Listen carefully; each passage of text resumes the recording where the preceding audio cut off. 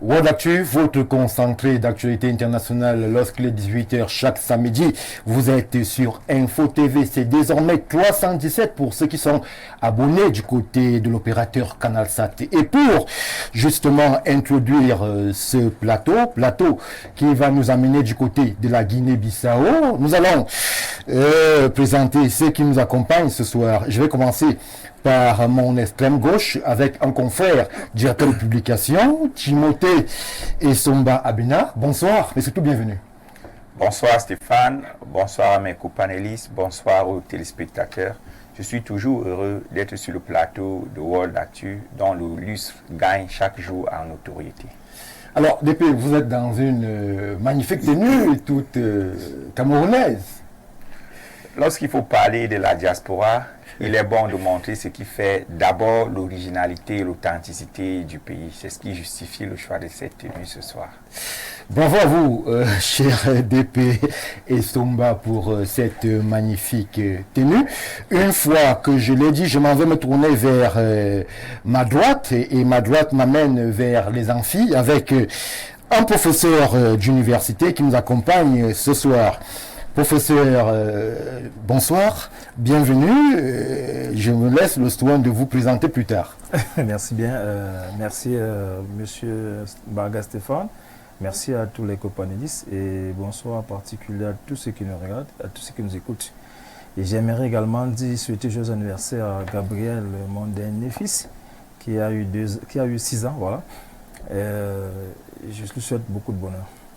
Alors, ceux qui sont attentifs à cette émission savent qu'il s'agit du professeur Claude Désiré Nombissier, qui est un meuble de ce plateau de World Actu. D'ailleurs, joyeux anniversaire à votre fiston, qui a eu ses 6 ans aujourd'hui. Je poursuis les présentations avec ma gauche. Je vais faire honneur à la seule dame du plateau. Elle est internationaliste. Beaucoup la connaissent sous une casquette politique, mais elle est férue des questions de droit international, des questions de diplomatie. Madame Michèle Florence Dikoumé nous fait l'honneur, mais surtout l'amitié de sa présence ce soir. Bonsoir et bienvenue. Bonsoir Stéphane. Bonsoir à tout le panel, aux inconditionnels, n'est-ce pas, de World Actu. Vous permettrez, même si ce n'est pas une émission politique, de faire un clin d'œil aux militants, n'est-ce pas, de la section de la Sanaga Maritime Centre 1, où les conférences, n'est-ce pas, de section ont démarré le week-end dernier. Je voudrais également présenter mes encouragements ici à la dynamique présidente, Madame Cécile Dipende, qui est au four au moulin dans le respect des échéances de 2025. Merci à vous, Madame Dikoumé. Vous êtes internationaliste et vous êtes attirée par les questions internationales et vous êtes aussi militante politique, je voulais le dire. Vous l'avez dit à ma place. Merci à vous d'être présente sur ce plateau. Je termine justement les présentations de World Actu de ce soir avec mon quatrième, mais pas dernier invité. Lui, il est aussi dans les questions économiques. Docteur, bonsoir et bienvenue. Bonsoir Stéphane Barga. Merci de me renouveler votre confiance. Vous me voyez tout ému d'être là encore de nouveau parmi vous. Je profite de l'occasion pour dire un joyeux anniversaire aussi à celle qui m'a porté durant... Que d'anniversaire! Ouais, je pense que je dois la célébrer. Nous devons célébrer nos mamans, nos parents. Donc, Ngafou et Joséphine, joyeux anniversaire.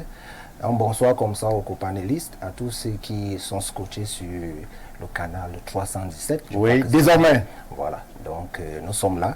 Nous sommes là pour servir, nous sommes là pour écouter, nous sommes là pour donner nos avis et nous vous disons merci une fois de plus. Merci à vous Thierry Olivier Onomo. C'est le petit exercice auquel je me prête ce soir, présenter justement mes illustres panélistes sans dire leur nom pour que vous qui nous regardez de façon attentive du côté de Libreville, du côté de Bamako, du côté de Paris, vous ayez ces visages, mais surtout ces noms dans votre mémoire. Alors, je l'ai dit, nous introduisons ce plateau en nous projetant du côté de Bissau, c'est la capitale de la Guinée-Bissau, DP Essomba. Là-bas, nous avons appris avec beaucoup d'amertume une énième tentative de coup d'État perpétré par, je l'ai dit, le commandant-colonel Victor Tchongo, un élément de la garde présidentielle qui a décidé d'en découdre avec le régime du président Sissoko Embalo. Première réaction.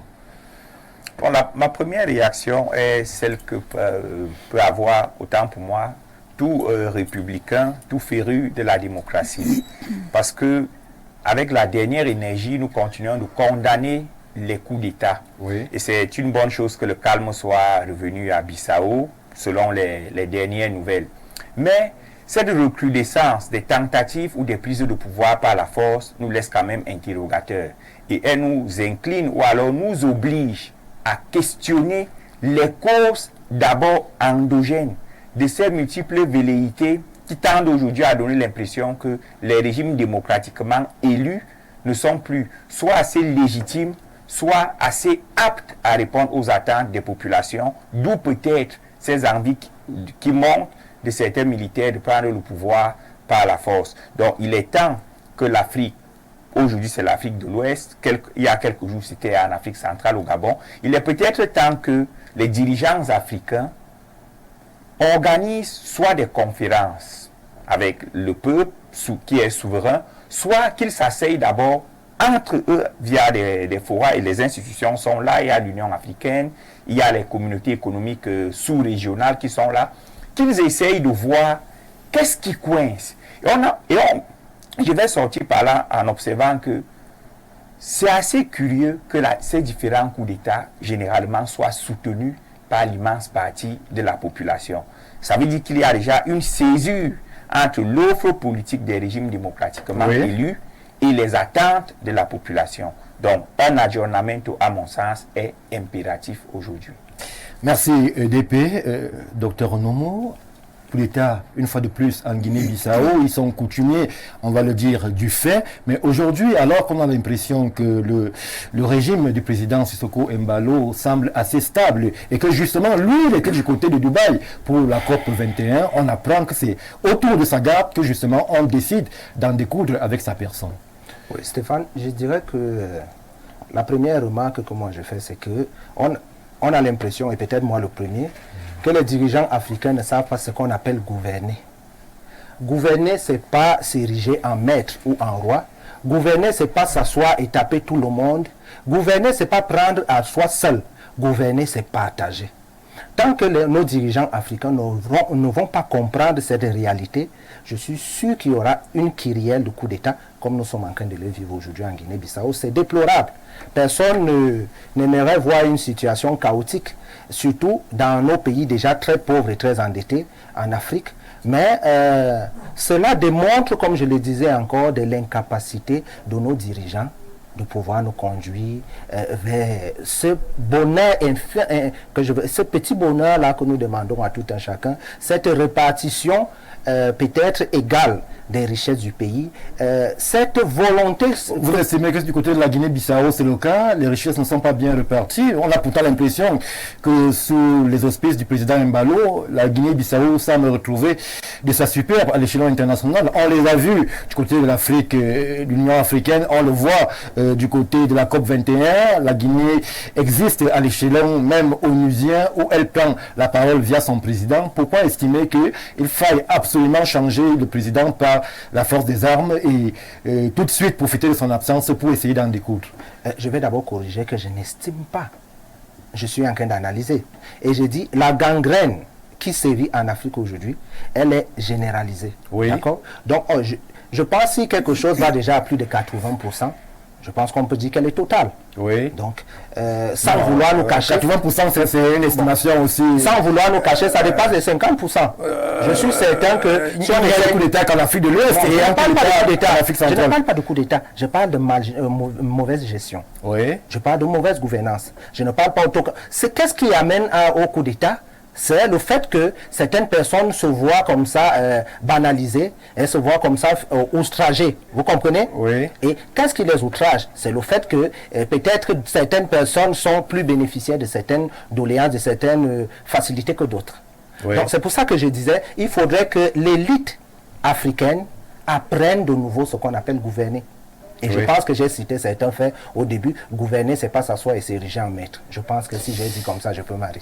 Merci, docteur Nomo. Je me tourne vers Madame Dikoumé. Alors, chère Madame, le constat est malheureux. L'Afrique de l'Ouest s'illustre de façon particulière par ses prises de pouvoir non conformes, non institutionnelles. Hier, c'était la Guinée, Conakry, avant c'était le Mali, ou bien quelques temps plus tard, on a le Niger, on a le Burkina Faso, maintenant c'est la tentative du côté de la Guinée-Bissau. Qu'est-ce qui coince véritablement de ce côté? Le docteur Onomo estime que c'est des questions de gouvernance qui amènent les militaires à se révolter. Est-ce que vous pensez que la question de gouvernance à elle seule pourrait suffire à justifier ces prises de pouvoir justement non conformes? Il y a que je ne voudrais pas ranger la Guinée-Bissau dans la typologie des derniers coups d'État que nous avons vécus. Parce qu'avant, là, c'est des coups d'État qui, même s'ils ne se justifient pas, ont, n'est-ce pas, des relents panafricanistes. Oui. Bon, que ce soit le Mali, la Guinée, comme le Niger, le Gabon. Ce vernis panafricaniste pourrait tout justifier? Oui, c'est édulcoré de beaucoup de panafricanisme. Mais sinon, dans le fond, en fait, au-delà de la mauvaise gouvernance, nous avons les mauvaises transitions politiques, généralement en Afrique. Nous avons l'injustice sociale. Nous avons une absence de démocratie qui généralement amène les uns et les autres à passer par des coups de force. Ils se disent, bon, écoutez, le système peut-être électoral est verrouillé. Si on attend ça, on n'arrivera pas. Et puis, ils se livrent à ce qu'on est en train de voir. Mais sinon, en Guinée-Bissau, quand même, on s'interroge. Oui. Parce que ça devient assez récurrent. Et je ne connais aucun chef d'État en Guinée-Bissau qui est passé plus d'un mandat. Les coups d'État chez eux, ça dit que... Mais c'est la même chose. On a vu les exemples maliens, burkinabés, nigériens. Non. Là-bas, c'est autre chose. Comme j'ai dit, la typologie, elle est différente de ce qu'on voit en Guinée-Bissau parce que la Guinée-Bissau n'a pas eu besoin de ce vent de démocratie, de ce vent panafricaniste qui souffle sur le continent. Et ils ont toujours vécu comme ça. Nous avons deux États qui sont illustrés, trois même. On a souvent eu la Guinée-Bissau, la Centrafrique et le Tchad qui ont toujours vécu de cette manière. Oui. Au Tchad, bon, on a connu une longévité avec le défunt maréchal. Et puis aujourd'hui, en Centrafrique, ça a été une élection démocratique. Bon, on a tourné la page, mais en Guinée-Bissau, c'est assez récurrent. Donc je crois que quand même là-bas, il faudrait jeter un regard sur le rétroviseur pour comprendre ce qui se passe de ce côté-là. On ne peut pas aujourd'hui placer cette histoire sur le coup, n'est-ce pas, du vent de démocratisation, voire encore moins le vent panafricaniste qui souffle sur le continent. C'est une habitude chez eux. Et moi, je voudrais revenir également sur la mauvaise gouvernance. Oui. Vous savez... Elle justifie tout? Non, d'une certaine manière. Lorsque le peuple a faim et lorsqu'il est incapable de s'exprimer valablement, on a recours, n'est-ce pas, à des coups tordus, même si je condamne les coups d'État de la manière la plus ferme qui soit, parce que c'est une entorse à la démocratie. Mais vous voyez quand même, il y a des choses qui obligent parfois le peuple à se soulever, à recourir, n'est-ce pas, aux armes. Madame Djokoumé, je fais un parallèle, même s'il peut être maladroit. Vous pensez qu'on n'a pas fait au Cameroun? Je ne sais pas si véritablement on a fait au Cameroun parce que disons-le quand même en Afrique centrale, la sous-région à laquelle appartient le Cameroun se veut toujours leader économiquement, c'est le timonier au-delà de tout.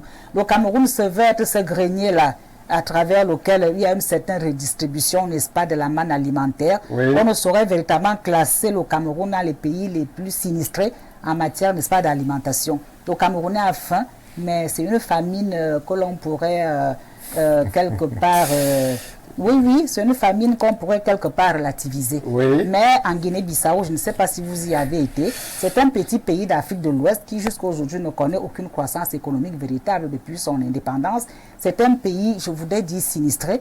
Et le sinistre a porté ce pays à l'état, comme je voudrais parler internationalement, c'est un état voyou, où les coups d'État sont il y a quand même le président maintenant que le président Mbalo arrive et qui essaie tant que faire se peut maintenant de que le président Mbalo arrive, oui. il a redoré un peu le blason de ce que nous avons connu jusqu'ici avec ses prédécesseurs. Et il n'est pas resté en autarcie, comme ça a toujours été le cas avec ce petit pays qui parle portugais, dans une vaste mastodonte où on est tantôt d'expression anglophone, tantôt d'expression francophone. Oui. Or là, il s'est ouvert. Il s'est ouvert. Nous avons vu même le ramdam diplomatique vers les autres États africains de l'Ouest depuis qu'il est aux affaires. Et c'est quelqu'un d'assez ouvert. Et je crois que le conseil qu'il a peut-être glané du côté de ses pairs a permis que quelque part un peu il y ait une certaine sécurité que l'État retrouve actuellement. Et c'est pourquoi nous voyons donc ce coup foireux du commandant qui n'a pas abouti. Merci, Madame Djikoumé. Professeur, je me tourne vers vous. Alors, c'est pas la première fois que sur ce plateau, nous déplorons ces prises de pouvoir validées ou pas du côté de l'Afrique de l'Ouest. On a l'impression que ça devient un modus operandi. À chaque fois que l'armée n'est pas satisfaite d'un modèle de gouvernance, tout de suite, elle s'emploie aux institutions, elle fait tomber le président. Et parfois, on a l'impression aussi que tout autour, il y a comme une forme d'agenda qui tend à banaliser ces prises de pouvoir. Aujourd'hui, on épilogue sur le cas bissau-guinéen, mais hier, c'était le Niger, c'était le Burkina Faso, c'était le Mali, c'était la Guinée-Conakry, le même modus operandi, pas très loin du président. Généralement, c'est le commandant de la garde présidentielle qui estime que le pays est mal gouverné et qu'il faille changer l'ordre constitutionnel en prenant le pouvoir et en justifiant cela par justement la famine du peuple. Oui, mais disons que c'est un vent qui est en train de prendre de l'envol et la question du pouvoir est devenue un peu très fragilisée. Parce qu'il faudra le dire sous une forme psychologique, le pouvoir c'est quelque chose d'assez difficile. C'est donc pourquoi il faut un consensus. Et c'est donc pourquoi il faut passer par la démocratie. Et c'est pourquoi il faudra que la population, de manière quantitative, puisse être celle qui va donner le pouvoir à celui qui va diriger son destin. Alors maintenant, on se rend compte que depuis un certain temps, les uns et les autres ont compris que si le président en face, ou si le président en place ne va pas dans le sens de nos ambitions, de nos souhaits, on peut, à titre personnel, ou former un groupe et prendre les armes et les destituer. C'est juste que le pouvoir attire. Lorsqu'on n'est pas d'accord avec un président dans les pays démocratiques, on sait comment on chasse un président. Les gens le savent. Ceux qui font les coups d'État savent qu'il faut passer par les élections. Oui. Le problème, c'est quoi? C'est qu'avec les machines qui sont parfois mises de manière à être fermées à une nouvelle perspective, à une nouvelle énergie, à une nouvelle personne, un nouveau groupe. Les gens se disent qu'il vaut mieux le prendre par la force. Et c'est ce qui se passe dans tout ce qu'on voit. Moi, c'est juste que de nos jours, il faudra le dire, le pouvoir est devenu sucré, est devenu attirant. Et ceux qui sont au pouvoir... Pas de nos jours simplement. Depuis la nuit des temps, le pouvoir est sucré. Ceux qui sont au pouvoir vous montrent que quand on y est, la vie change. On vit différemment, on a des opportunités qu'on va gérer à sa guise. Alors là, sachez-le, autant c'est bon, autant c'est sucré, autant ça fait les jaloux, autant ça fait les envieux. Bon, je suis pas, sur le plan psychologique, ça ne me gêne pas, ça ne me surprend pas que quelqu'un se lève ou un groupe se lève pour dire, bon voilà, on en a assez, c'est notre tour, mais c'est le temps pour nous de prendre le pouvoir. Bon, c'est juste une question de la nouvelle perception de ce que c'est que le pouvoir. La perception et la représentation du pouvoir a voulu que les hommes qui ont le pouvoir sont vus aujourd'hui comme des surhommes. Oui. C'est même pourquoi quand Nietzsche avait dit Dieu est mort, il avait continué en disant que vive l'homme fort, que vive l'homme au-dessus, l'homme puissant. Et l'homme puissant aujourd'hui, c'est l'homme qui a le pouvoir. Et là, lorsqu'on a déjà le pouvoir aujourd'hui, on doit s'attendre à ce qu'on ne soit pas en accord toujours avec les autres. On doit donc s'attendre à ce qu'à un moment donné, quand la population n'arrive plus à être celle qui va investiguer, qui va plébisciter son président, les gens qui ont les moyens, dit entre guillemets illégaux, peuvent se dire pourquoi ne pas se servir de ces moyens-là pour arriver au pouvoir. Bon, c'est juste un problème de changement de paradigme. Le paradigme de la prise de pouvoir a changé. On n'attend plus que ça soit sur le plan quantitatif à travers les élections ou à travers les votes, mais maintenant sur le plan de la puissance. Et c'est la puissance qu'on a, c'est celle de pouvoir faire face au système armé qui est mis en place. Et on le descend, on prend le pouvoir. Et autre chose, il faudra le souligner, oui. Le président Sissoko a été pour une intervention de la CEDEAO dans les pays de l'Afrique de l'Ouest qui ont vécu, qui ont été victimes ces derniers temps des coups d'État. Ça montre donc que certaines personnes peuvent se dire, avec également ce vent, comme j'ai commencé par là, ce vent du panafricanisme qui voudrait qu'on soit solidaire vis-à-vis de ses voisins, ça peut être qu'il y ait une manigance aussi extérieure, pourquoi pas.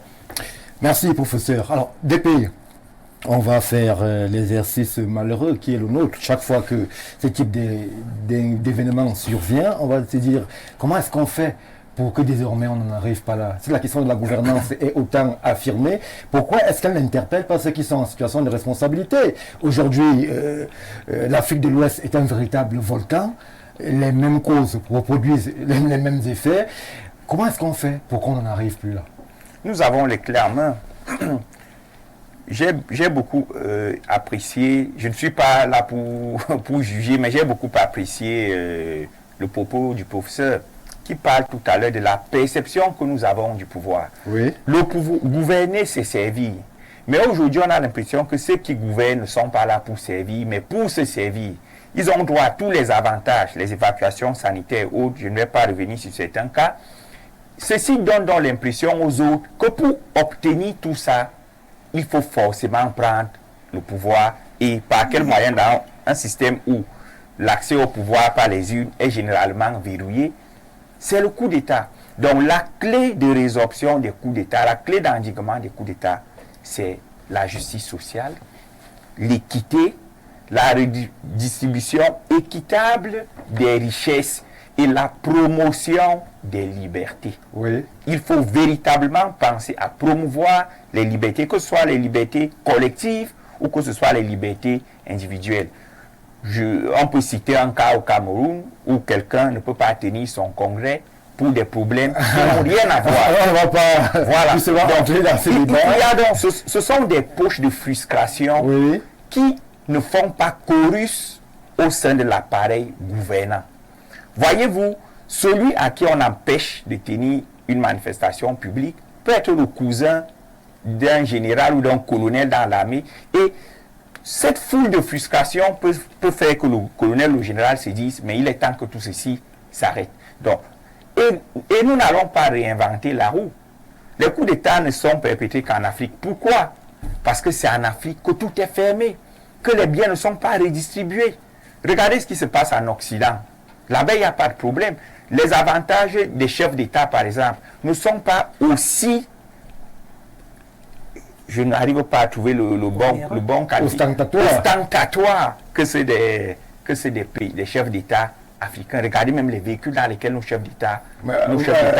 Le président Biden ne roule pas en Carina ou bien le président Poutine. Mais chez eux, l'Américain moyen pour s'offrir un véhicule. Combien d'Africains vivant en Afrique peuvent-ils s'offrir un véhicule? Si je parle au cas du véhicule, l'exemple que vous avez pris, oui. Ici chez nous, c'est encore considéré comme un objet de prestige, alors qu'ailleurs, c'est purement un outil de travail. Donc, si on ne parvient pas à niveler le développement, à équilibrer le niveau de vie, on s'expose toujours à ce type de situation, parce qu'il y aura toujours quelqu'un quelque part qui va exprimer le ras-le-bol, et ce sera non pas un ras-le-bol personnel, mais un ras-le-bol collectif. Donc, la clé se trouve dans la gouvernance. Tout à l'heure, lorsque Madame Dikouma a évoqué la question de la famine, elle a savamment esquivé la vraie famine. La vraie famine, c'est la famine politique.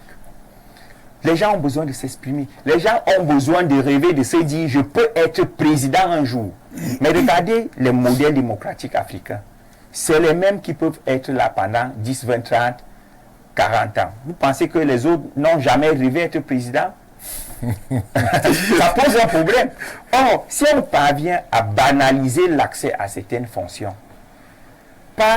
il n'est pas question de vider les fonctions de pouvoir, mais à essayer de banaliser l'accès, tout au moins pour faire rêver les gens, pour que tout le monde se dise, si je travaille, je peux être président. Il ne faut plus qu'on se dise, si j'ai les armes, je pourrais diriger. Non. Si je travaille, je peux diriger. Non pas pour obtenir les avantages liés à la fonction de pouvoir, mais pour contribuer au développement de son pays. Et je vais sortir par là en faisant encore le parallèle avec l'Occident. Chez eux, ils challengent pour venir montrer de quoi ils sont capables, ce qu'ils peuvent offrir au pays. Mais chez nous, on va challenger parce qu'on veut remplir nos poches. C'est encore un problème. C'est encore un problème. Docteur Nomo, alors les aspects économiques sont évoqués ici pour justifier justement ces prises de pouvoir.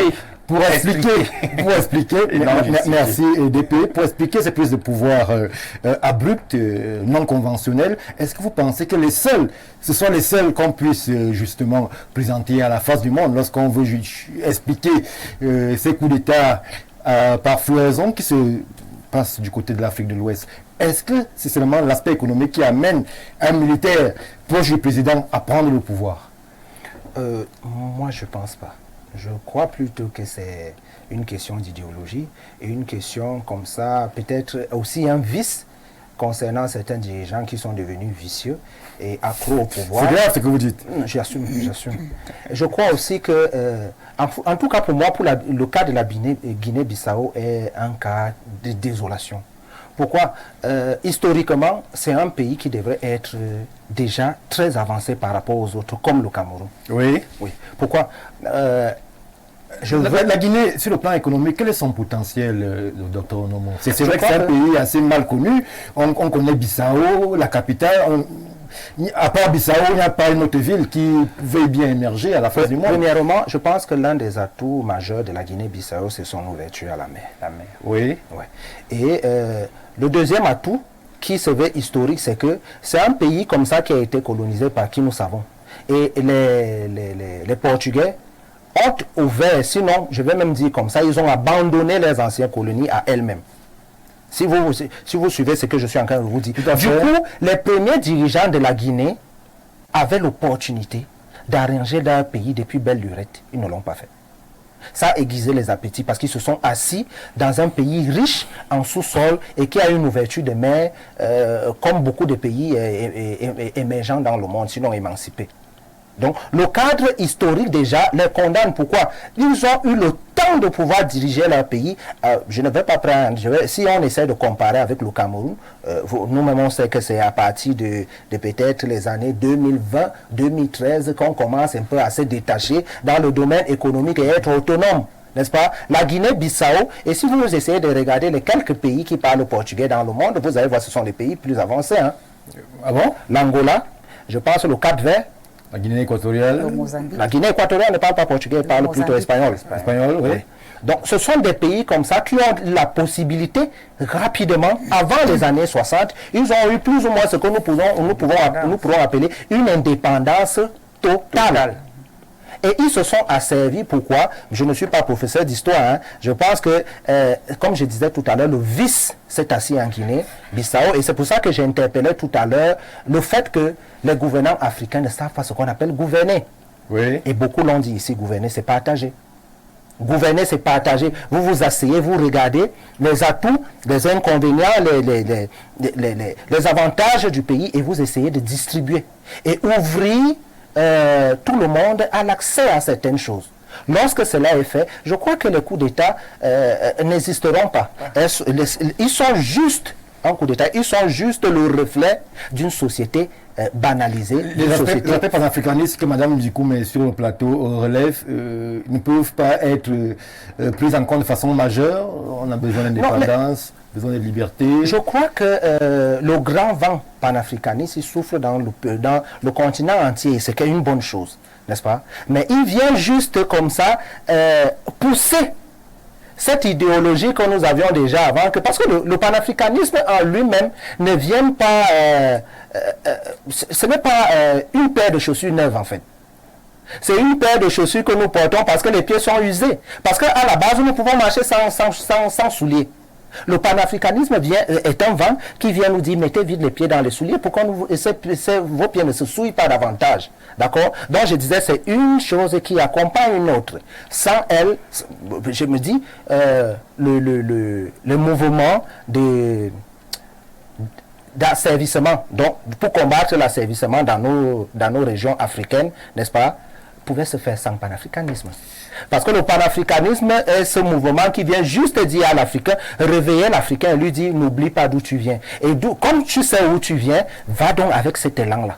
Mais je dis encore, il y a beaucoup je suis sûr qu'il y a un dirigeant peut diriger un pays africain sans être trop poussé dans le mouvement panafricanisme déjà que moi-même j'embrasse avec mes deux bras.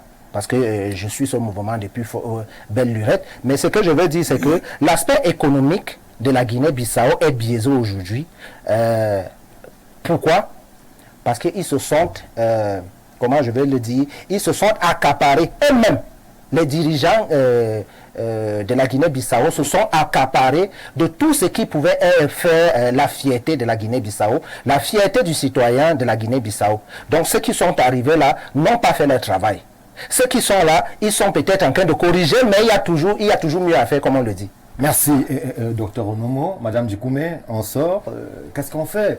Recrudescence de coup d'État, les aspects économiques, merci au docteur, sont balayés. Les aspects idéologiques, vous les avez présentés. Qu'est-ce qu'on fait pour qu'on ne se retrouve pas avec le même lexique chaque fois?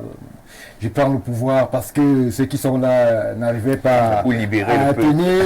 Il faut libérer le peuple qui a été asservi. Qu'est-ce qu'on fait pour qu'on en arrive là? Vous En savez, 2 minutes, s'il vous plaît. les États africains ont un seul problème, c'est le sous-développement.